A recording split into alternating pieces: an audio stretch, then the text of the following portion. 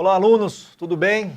Estamos aqui mais uma vez para mais uma aula, referente a conhecimentos específicos voltados ao certame, ao concurso aí de agente penitenciário do estado do Ceará de 2017. Meu nome é Alexandre Nagai e vamos aqui continuar o nosso módulo. Na última aula falávamos a respeito do provimento, Chegamos a falar que o provimento, em relação aos cargos públicos, poderia se dar por nomeação, por promoção, por reintegração, aproveitamento, reversão, transformação, e transposição. No entanto, para isso, nós falamos também que havia necessidade do entendimento, da espécie de provimento, da espécie de ingresso. E aí comentamos que há a espécie com o primeiro vínculo com a administração pública, chamado de ordinário, originário, e quando já parte do pressuposto, quando já há um vínculo com a administração pública anterior, esse provimento, esse ingresso é chamado de derivado. E aí iríamos começar a falar sobre as formas do provimento derivado. Muito bem. Em relação ao provimento derivado, senhores, temos aí que ela pode ocorrer por promoção, ou seja, partindo do pressuposto que o servidor, que essa pessoa já tem um vínculo com o serviço público, então o provimento desse cargo, por promoção, é aquele do qual se dá com o crescimento do servidor na carreira, tá certo? Agora, a outra forma que nós temos é a reintegração. A reintegração, é um provimento do cargo de forma derivada, ocorre quando há o retorno do servidor, que foi desligado ilegalmente. Então, o servidor estava lá atuando, exercendo a sua atividade e foi desligado. Por conta disso, ingressou-se aí com uma ação judicial ou até mesmo dentro de um processo administrativo, para quê? Para que fosse apurado, de repente, ou que fosse contestada a eventual ilegalidade. Uma vez apurada a ilegalidade, e desta ilegalidade apurada mediante processo judicial, aliás, decisão judicial, ou decisão administrativa, haverá o reingresso, veja, a reintegração do servidor ao serviço público.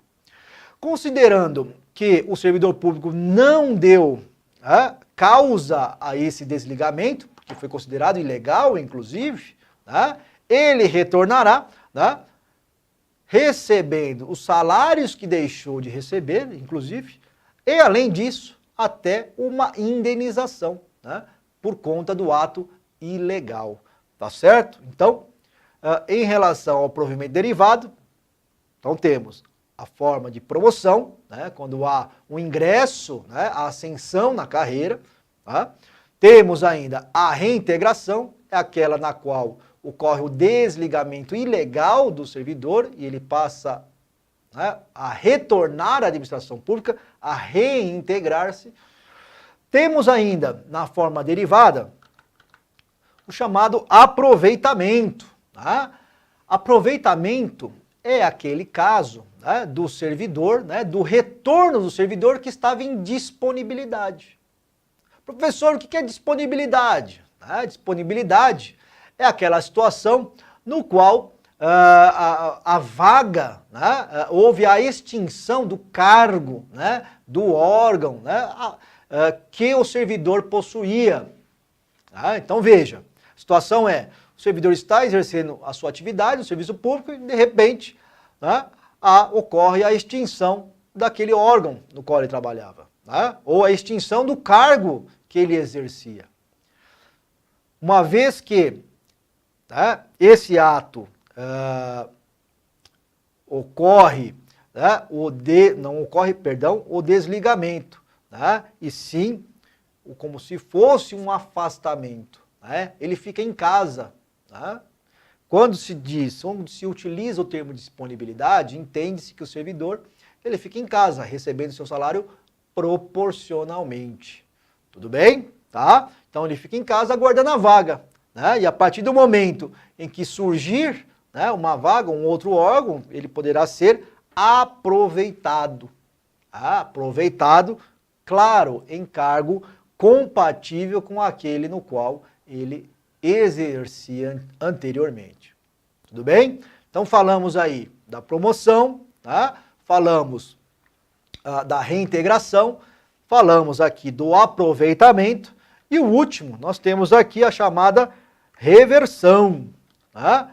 Reversão é aquele caso, tá, que o servidor retorna, o retorno do servidor aposentado, né, cujo ato de aposentadoria foi considerado irregular e quer retornar desde que cumprida algumas regras. Tá? Então, esse também é uma forma de ingresso no cargo público. Tá? Ingresso no cargo público, né, é o provimento do cargo de forma derivada, considerando que ele já possuía um vínculo, uma relação com a administração pública. Tudo bem? Então, guardem aí, senhores, porque isso cai na sua prova. Tá? O aluno tem que compreender esses tópicos, que existe aí o provimento do cargo, o ingresso do cargo de forma originária, quando não há, né, nenhum vínculo inicial, é o primeiro vínculo. Né? E aí nós sabemos que se for para cargo efetivo, se dá mediante concurso. Se for para cargo em comissão, né, ela se dá por livre nomeação do administrador. Tudo bem? Agora, havendo um vínculo já existente, tá, esse provimento do cargo será de forma derivada. Tá? Então, nas quais espécies? Nós temos a espécie da promoção, né, quando há ascensão na carreira, então ele vai titularizar um outro cargo, veja, então está havendo a investidura de um outro cargo. Tá? A reintegração, ele não tinha mais, foi desligado, tá? Não é esse o termo correto, tá?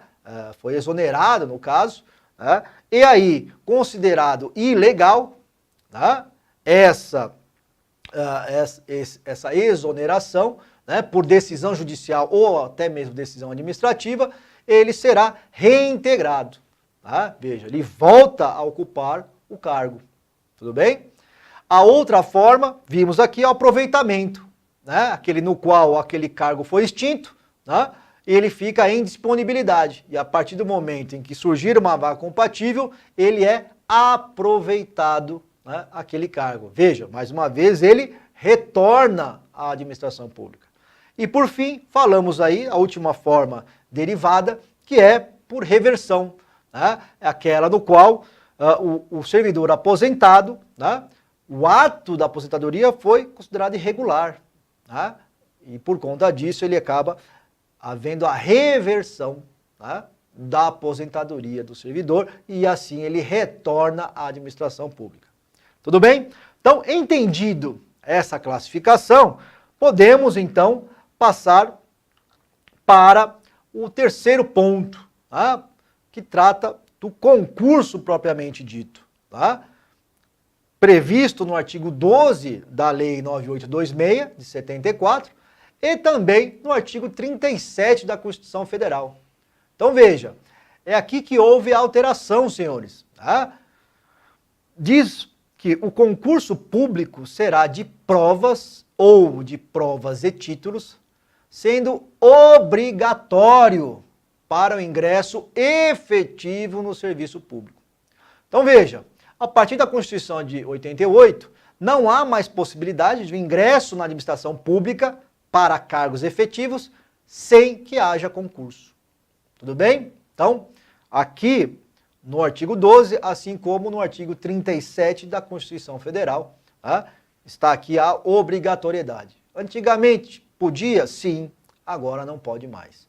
Só pode ingressar na administração pública para cargos efetivos mediante concurso público. Tá certo? Vamos lá, senhores.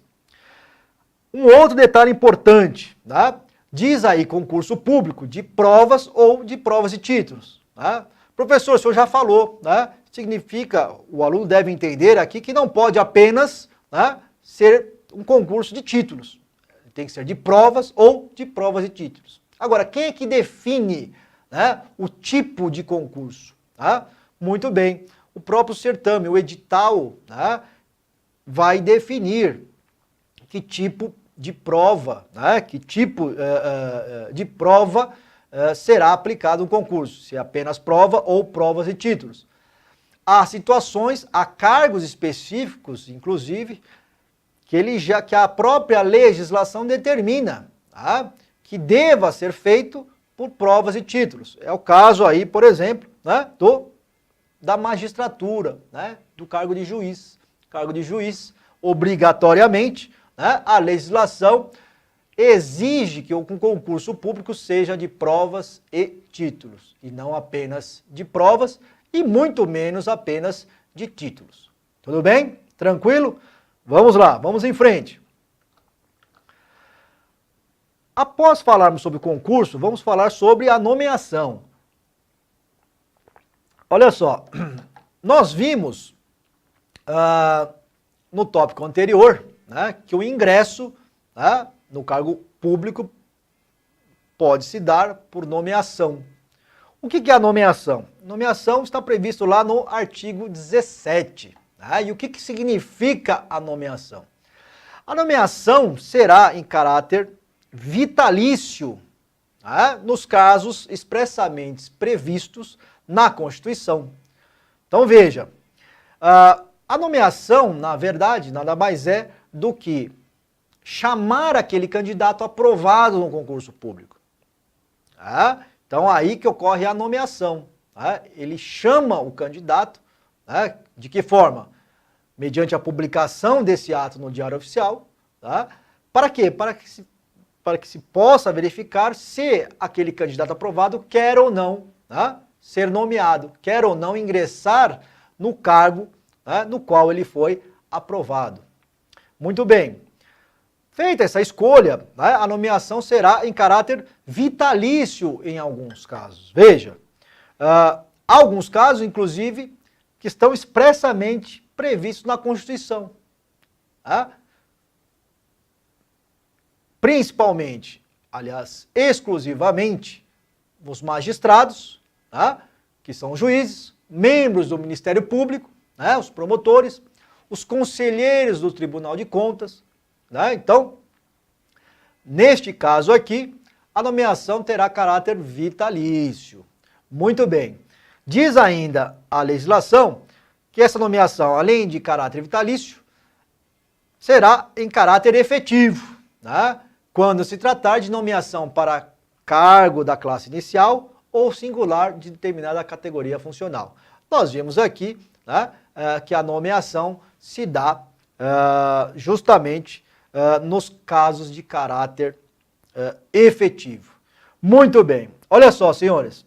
Ainda a respeito de nomeação, falamos aqui sobre a vitalicidade, tá? No qual há cargos expressamente previstos na Constituição, tá, que possuem essa característica, né, que são os magistrados, são os promotores de justiça. Agora, o aluno não pode confundir, né, a vitalicidade com a estabilidade. Né? Olha só, a estabilidade, né, atrelado aí, né, ao servidor público, em primeiro lugar, ela só ocorre após o cumprimento de estágio probatório de 3 anos. Então, há necessidade do servidor, tá, após a aprovação, né, ele passar por esse estágio probatório de 3 anos. Tudo bem? Muito bem. Além disso, o fato, tá, da estabilidade não significa que ela não pode ser retirada. Tá? Há possibilidade, professor, mas sempre me disseram, né, me falaram que não, assim que eu entro na administração pública, eu tenho estabilidade, não saio nunca mais. Né? Cuidado. Né? Pode haver sim a perda da estabilidade. Né? De que forma? A legislação diz, né, a forma de perder a estabilidade. Hipóteses essas previstas no artigo 41 da Constituição Federal. Né? Veja só. Uma das hipóteses é o quê? Veja, sentença judicial transitada em julgado, tá? Aquela sentença judicial que não caiba mais recurso, tá? Um processo administrativo disciplinar, o famoso PAD, tá? Então, uma decisão dentro desse processo administrativo disciplinar, tá? Pode ocorrer a perda da estabilidade, tá? Inabilitação, né, um outro exemplo, inabilitação na avaliação periódica de desempenho. Olha só, senhores, perdão, nós veremos mais adiante, né, que não basta o servidor, né, o candidato ser aprovado, não basta ele ser nomeado, não basta ele exercer o cargo, né, não basta, professor, não basta ele passar pelo estágio probatório, há necessidade, inclusive, que ele seja habilitado, que ele passe, né, nas avaliações periódicas de desempenho que acontecem no decorrer da carreira. É mesmo, professor? Assim que você for aprovado, você verificará, né, que haverão provas, né, avaliações periódicas, né, de desempenho do servidor. Tudo bem? Cuidado. E uma vez havendo a sua inabilitação, é motivo para a perda da estabilidade. Ok? Professor, então, quer dizer que mesmo após o estágio probatório? Sim, mesmo porque a estabilidade só ocorre após 3 anos do estágio. Né? Período esse, estágio probatório de 3 anos. Tudo bem? Cuidado com esse detalhe, senhores, porque isso eles adoram perguntar no seu exame. Olha só. O que mais? Ainda há uma outra possibilidade, né? Se houver excesso, né, de despesa com pessoal, tá, que venha a ferir ali a lei de responsabilidade, a lei orçamentária pode, né, ela autoriza a perda do cargo do servidor estável. Então, cuidado, né? Às vezes você pode não fazer nada, né, e pode haver aí a perda do cargo. Então, veja, é um mito, tá, considerar que o servidor público não pode, né, perder a estabilidade. Cuidado, ele pode sim. Porque estabilidade é diferente de vitaliciedade. O que é a vitaliciedade então, professor? Vitaliciedade, senhores, veja aí. Em primeiro lugar, só cabe aos magistrados, né, aos juízes, portanto, né, membros do Ministério Público, ou seja, os promotores, né, e membros do Tribunal de Contas. Então, apenas para esses, né, que possuem a vitaliciedade.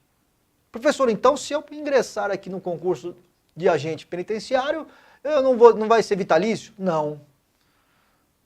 Possui estabilidade? Sim, possui estabilidade. Mas também não significa que eu não possa perder a estabilidade. Tudo bem? Tranquilo? Então cuidado aí para o aluno não confundir. O que mais? Olha só, mais algumas diferenças para ficar bem cravado na memória do aluno em relação à diferença de vitalicidade e estabilidade. Então, vitalicidade já vimos que serve para um cargo específico, né? Juiz, promotor. Além disso, obtida no primeiro grau, essa vitalicidade, né, ou seja, após o ingresso, né, ou de forma originária, vai ocorrer após a aprovação em concurso público de provas e títulos, tá?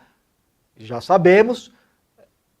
E a diferença é que o estágio probatório, neste caso aqui, será de 2 anos e não de 3 anos para a estabilidade. É diferente, professor? Sim, é diferente.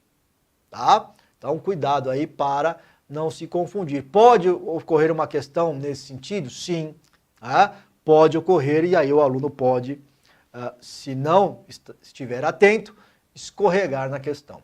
Tá certo? Vamos lá? Ainda em relação às diferenças de vitalicidade e estabilidade, temos ainda que para os demais casos, né, que não são iniciais, nem nós falamos aqui que aquela aprovação em primeiro grau vai ter um estágio probatório de 2 anos, tá? Além do concurso, claro, do concurso público de provas e títulos. Para aqueles que não são iniciais, ou seja, que já existe um vínculo, a vitalicidade ocorrerá diretamente com a posse. Tá? Não havendo necessidade de estágio probatório. Né? Mais na frente, senhores, vamos falar também sobre a respeito da posse. Tá? Mas a posse nada mais é do que o efetivo ingresso, tá? A efetiva investidura do servidor. Tudo bem? E, para alguns casos, tá? A vitaliciedade não necessita de estágio probatório, nestes casos específicos. Tá? Por exemplo, ministro do Supremo Tribunal Federal. Tá? O ministro do Supremo Tribunal Federal, ele é indicado, né, pelo presidente da República e pode ser um juiz, pode ser um promotor, pode ser um defensor, pode ser até um advogado. Tá? Entendeu?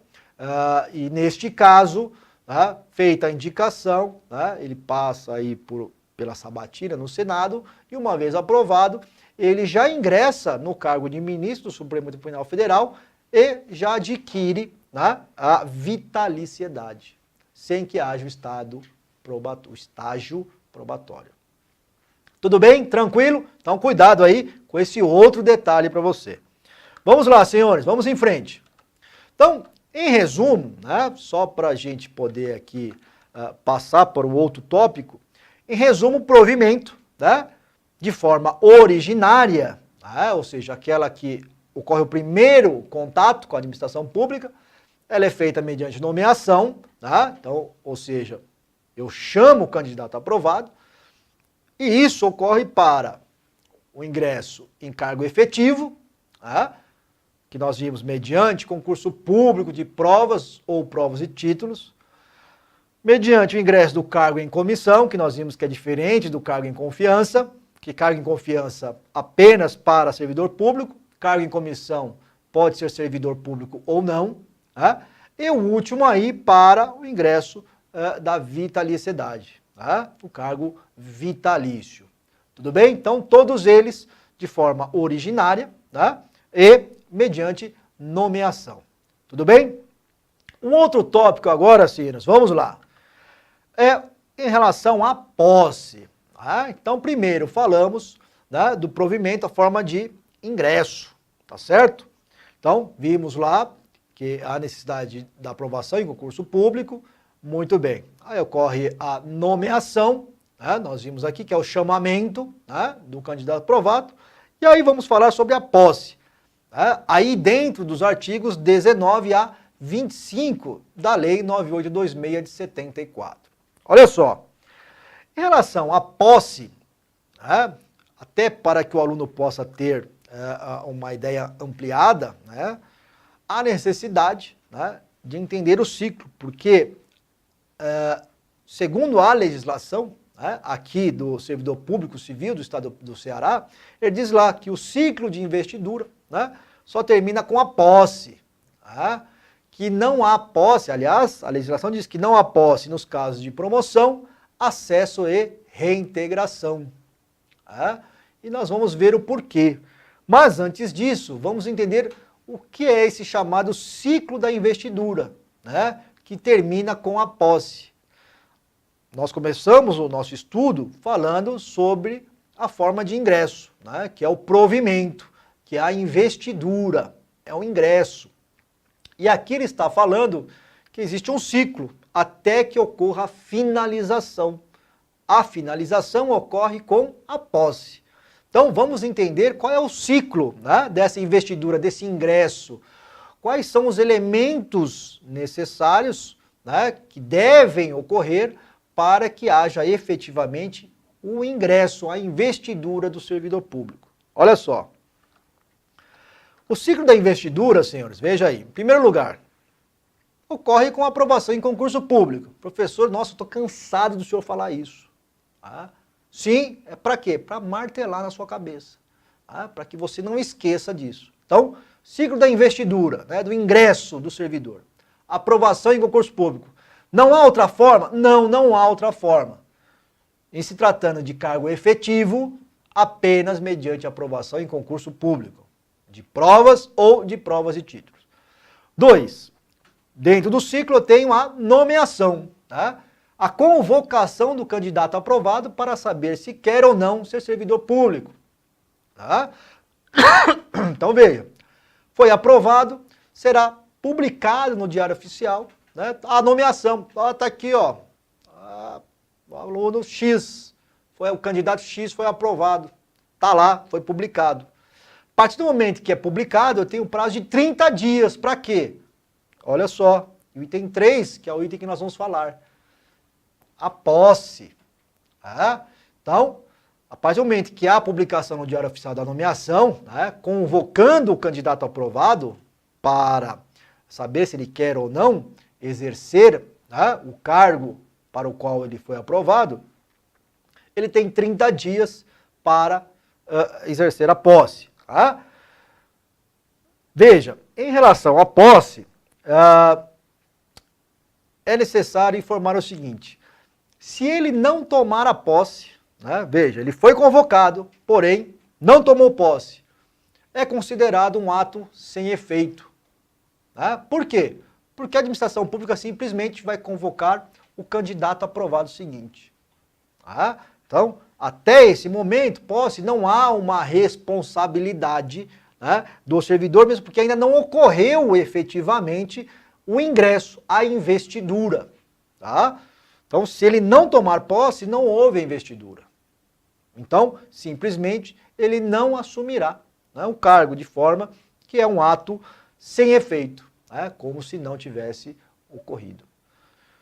Agora, se ele tomar posse, né, então foi convocado, tomou posse, aí sim vai ocorrer a chamada investidura. Né, ele se torna um servidor público.